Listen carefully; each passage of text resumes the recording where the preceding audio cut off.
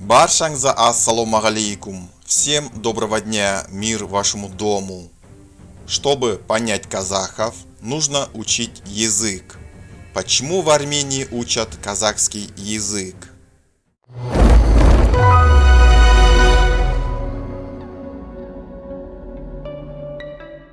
В Ереване есть небольшой уголок, который можно назвать мини-Казахстаном. Здесь местная молодежь изучает казахский язык. Речь идет о Евразийском государственном университете, где при кафедре тюркологии был открыт Центр казахского языка, истории и культуры.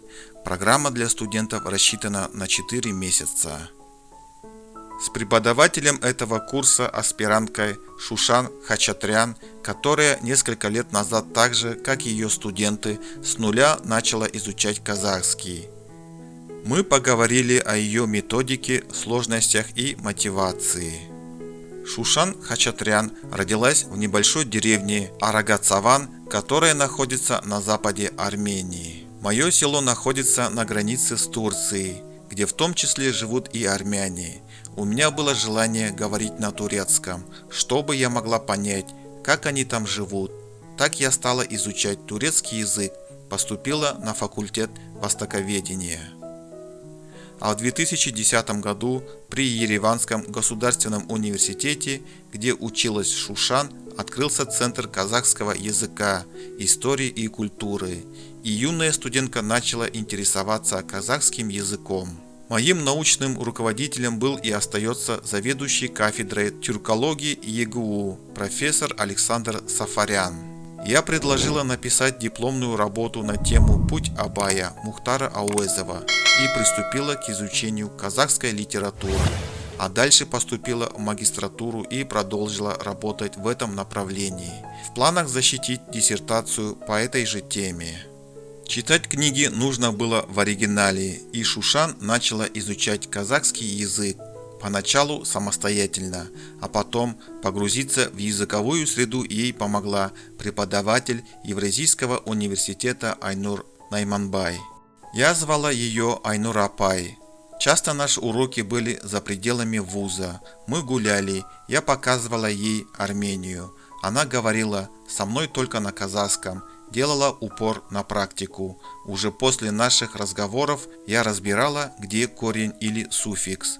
То есть ее методика кардинально отличалась от советской, где сначала изучали грамматику, а потом уже переходили к практике. Усовершенствовать знания Шушан помогла поездка в Астану, где при поддержке университета и посольств обеих стран она прошла языковую стажировку. Там я пыталась говорить в разных местах на казахском, и люди очень удивлялись, видя, как армянка говорит по-казахски. В какой-то момент я даже начала стесняться такого чрезмерного внимания, но мне было легче изучать казахский именно в Казахстане, потому что там создали среду. А еще все то, что я чувствовала дома, я чувствовала и в Казахстане. Я имею в виду гостеприимство казахов.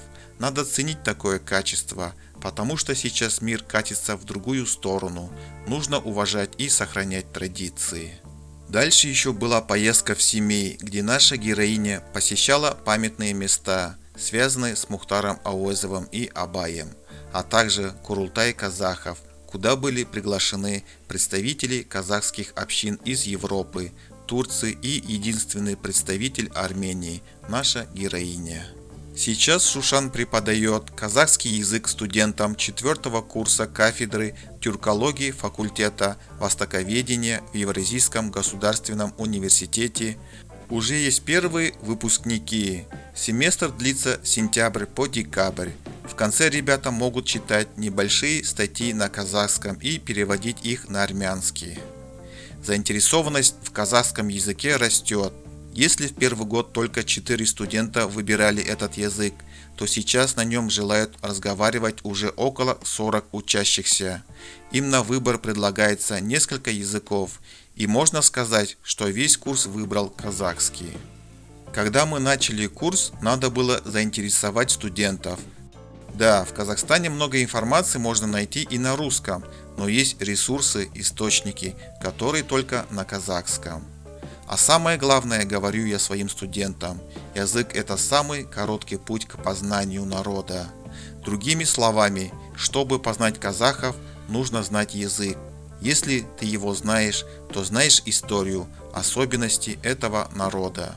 К тому же, между нашими странами много общего. Мы находимся в одной экономическом союзе. У нас одна советская история. С первого дня наши студенты заинтересованы в том, чтобы побывать в Казахстане. С Евразийским национальным университетом у нас есть соответствующий договор. К нам также приезжают учащиеся из Казахстана, историки, географы.